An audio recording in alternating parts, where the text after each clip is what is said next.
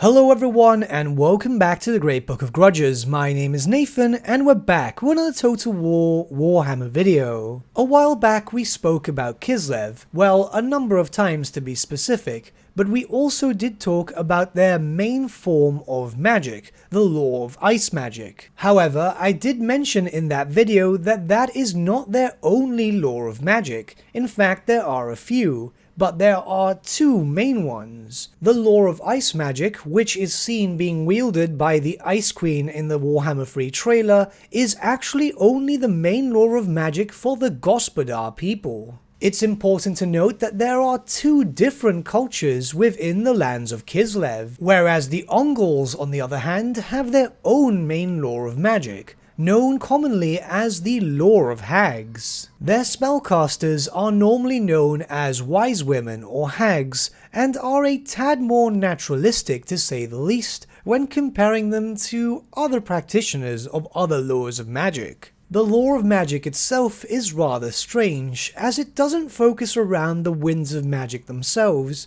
but rather the magical spirits that live around the region. This law of magic and the hags themselves are commonly unheard of, as they were introduced in the Warhammer Fantasy RPG series. However, it has been proven time and time again that this is indeed canon, so I believe it can be expected that we'll have two unique laws of magic introduced for Kislev. Now, before we start discussing the spells and how they could be implemented into Total War Warhammer, it's important to once again note that these were introduced for the RPG series. These spells would of course act very differently when comparing them to spell laws in the tabletop or even Total War Warhammer itself. We'll be going over all the possible spells here, as while we will only get around 5 or 6, some of these could even be translated into basic skills or even just some bound spells. So let's not waste any more time and jump right in. For the purpose of this, we'll be reading over what the spell does in the RPG series and then just seeing how it could be translated into Total War. The first spell is known as Banish Spirit.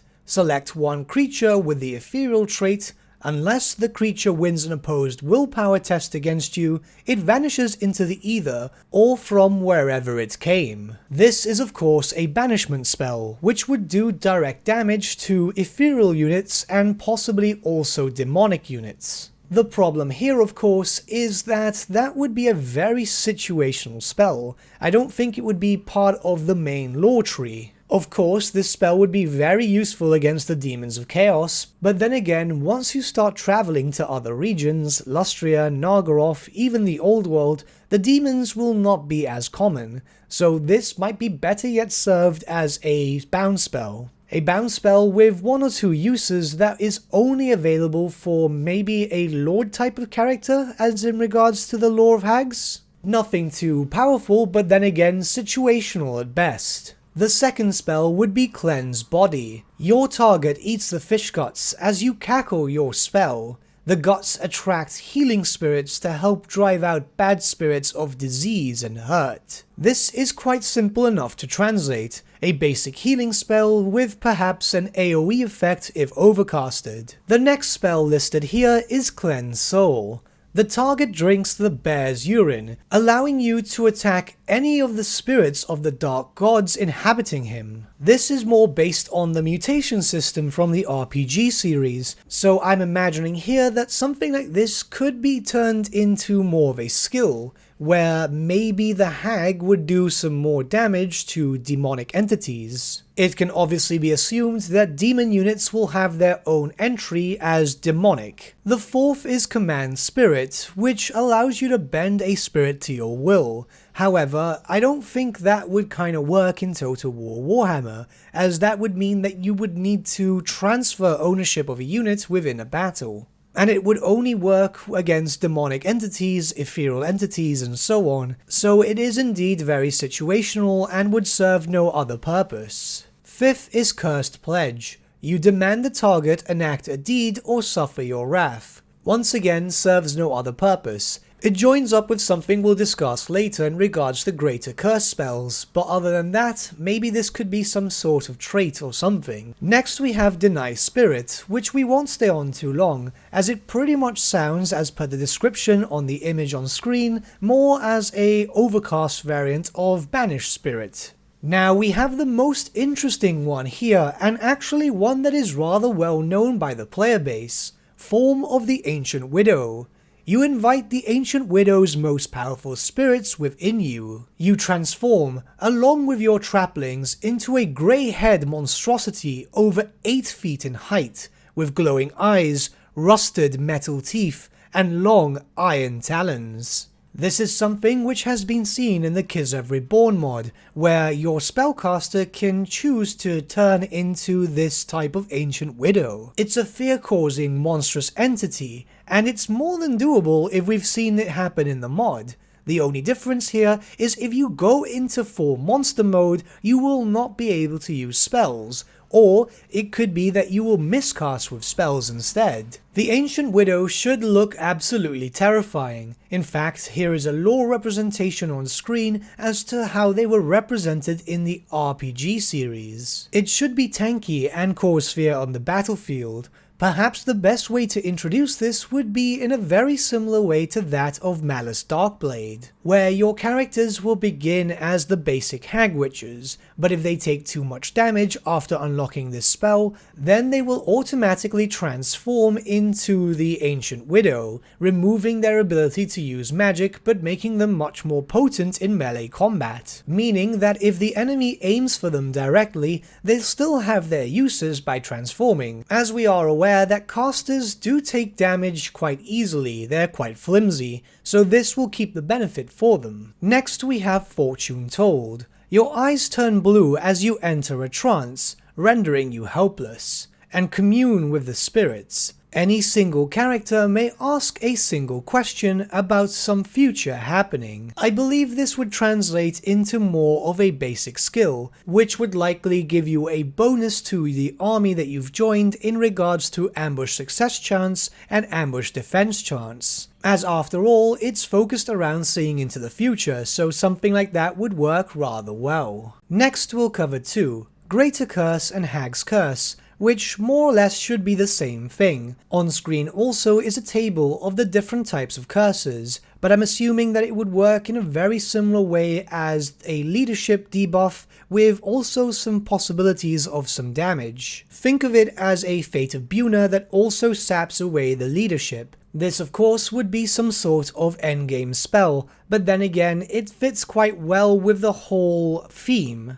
Before we carry on of course, I am fully aware that we're covering quite a lot of different spells, hence why I've been pushing some of them towards the whole skill option. We normally have around 6 spells per different lore, so not all of them would get in. It makes sense to push them towards skills for unique skills for this specific character. Next we'll move on to Hauntings. As you can see on screen right now, there are a different amount of them in a very similar sense to that of the curses. When thinking of a haunting type of spell, it's very easy to put it on the same association of that of a debuff. A simple reduction of leadership, melee attack damage, or even melee defense. It's nothing that has to be too complicated, though there could be a new system implemented here for both hauntings and curses, as both of them seem to have quite a few different variants introduced into the RPG series. A way to make this lore of magic quite unique could be focusing around the overcast system and a complete change to it.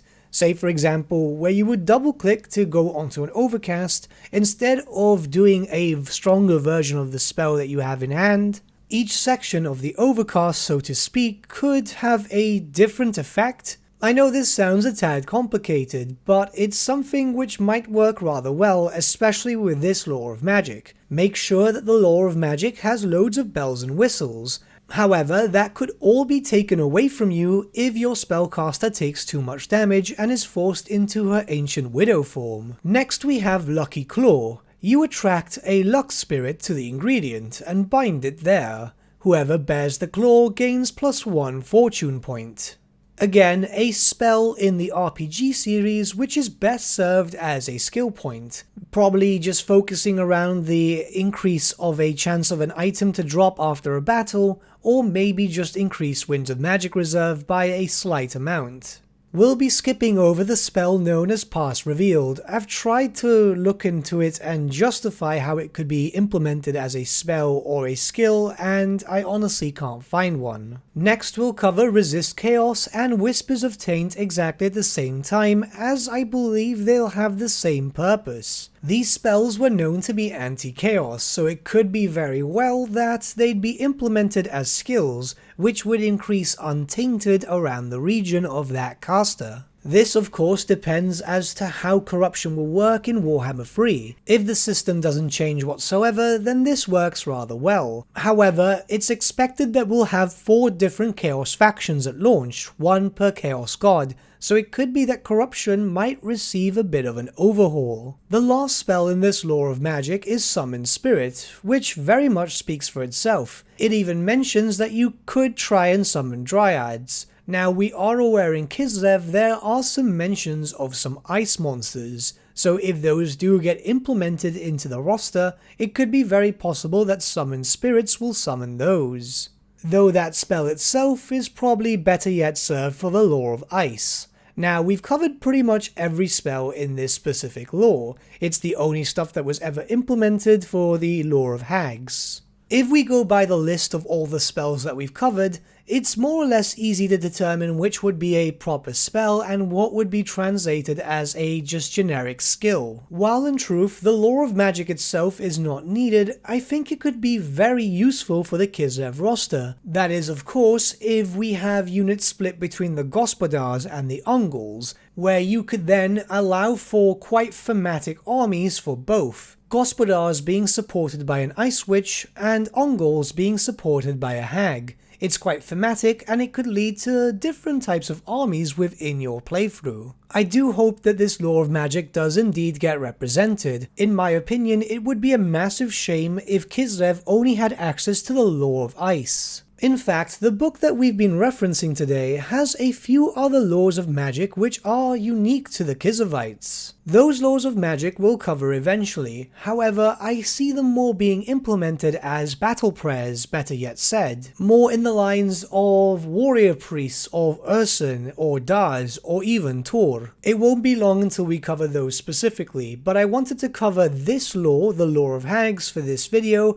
as it seems to be a main form of magic there. Again, the representation of both cultures within Kislev should be quite important. However, knowing Creative Assembly, they might just leave the Gospodars as the main force and leave the Ungles as a sort of DLC. I'm not complaining, that's perfectly fine, as long as it gets introduced eventually. But what do you guys think about the lore of Hags? Let me know your thoughts in the comments below and let's start a bit of a discussion. But with that, my friends, we've come to the end of our video. Thank you so much for watching. If you did enjoy the video, might I suggest giving the video a like, or even subscribing to the channel, as it really does help us out.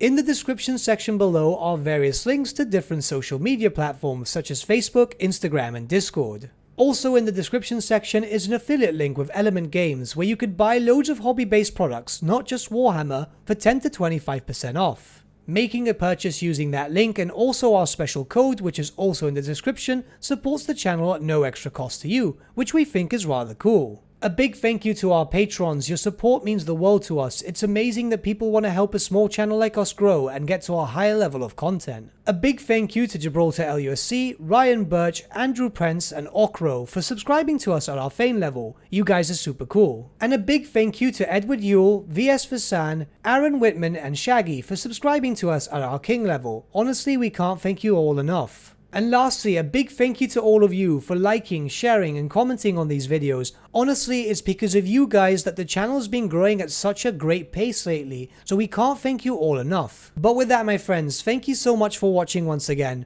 and we shall see you all again very, very soon. Have a good day.